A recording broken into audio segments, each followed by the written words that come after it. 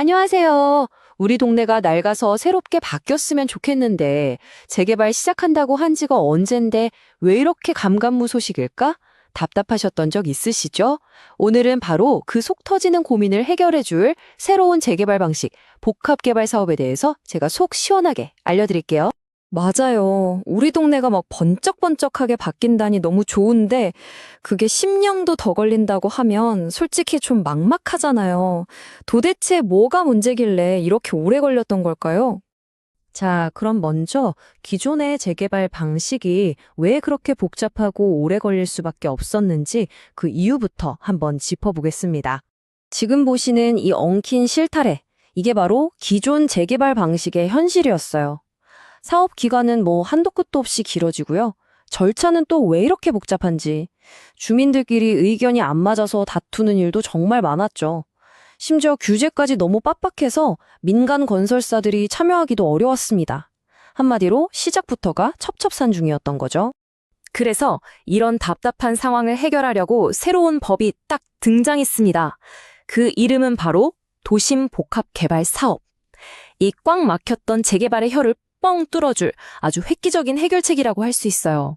이 새로운 방식의 핵심은 딱 세 가지로 요약할 수 있습니다. 첫째, 주민 대신 전문가가 사업을 이끌고요.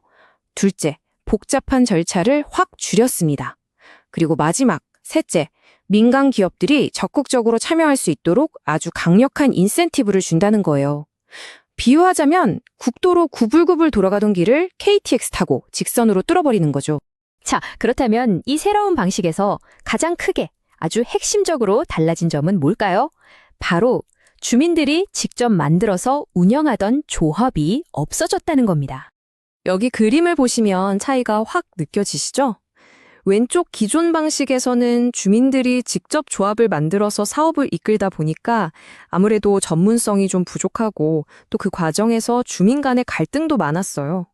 그런데 오른쪽의 새로운 방식은 주민들 동의만 받으면 신탁사나 리츠 같은 전문가 집단이 처음부터 끝까지 사업 전체를 책임지고 이끌어주는 거예요.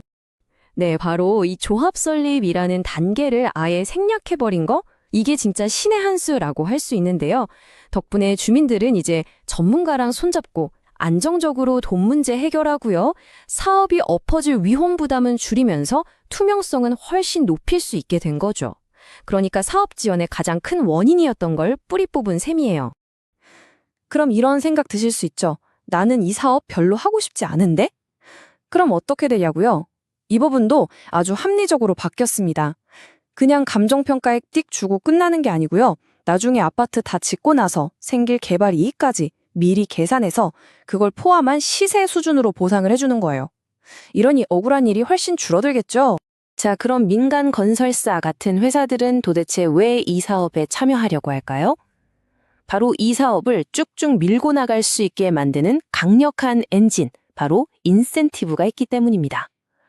물론 혜택만 받는 건 아니고요. 지역사회를 위한 기여도 해야 하죠.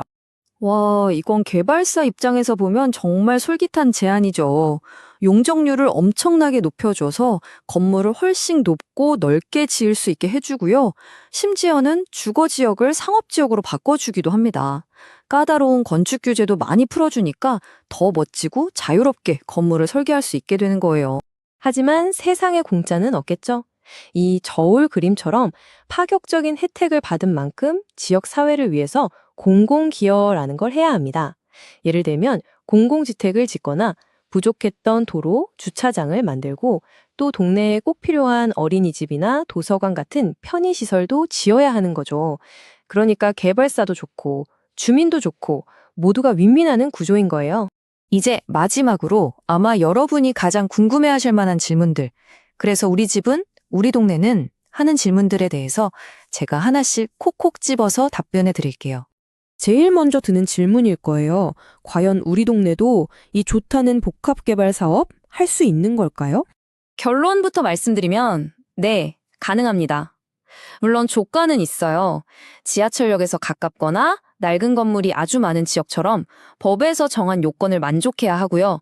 그리고 그 무엇보다 제일 중요한 건 바로 주민 여러분들의 동의입니다.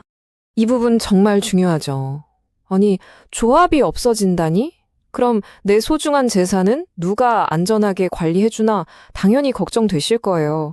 전혀 걱정 안 하셔도 됩니다. 정부의 감독을 철저하게 받는 신탁사 같은 아주 믿을 만한 금융기관이 사업비부터 모든 과정을 투명하게 책임지고 관리합니다. 그리고 주민 여러분은 사업의 주인이자 감독관으로서 중요한 결정을 할 때마다 참여해서 목소리를 낼 수 있습니다. 마지막으로요, 만약 여러 가지 개인적인 사정 때문에 나는 이 사업에 동의하지 않겠다라고 결정했다면 그때는 어떻게 되는 걸까요? 아까 잠깐 말씀드렸지만 이 경우에도 전혀 불이익을 받지 않아요. 법적인 절차에 따라서 지금 당장의 가치만 평가하는 게 아니라 미래에 개발이 다 끝나고 나서의 이익까지 전부 다 반영한 시세 수준으로 정당한 보상을 받게 됩니다. 훨씬 합리적이고 공정한 방식이라고 할 수 있겠죠. 자, 정리를 좀 해보면요. 이 복합개발 사업은 빠른 속도와 전문성을 무기로 해서 낡은 도심에 새로운 활력을 불어넣을 아주 강력한 대안으로 떠오르고 있습니다. 이게 성공적으로 잘 자리 잡는다면 우리 도시의 풍경을 아주 긍정적으로 바꿔놓을 중요한 열쇠가 될 거예요. 물론 이 제도가 완벽하게 자리 잡기까지 앞으로 풀어야 할 숙제들도 남아있을 겁니다.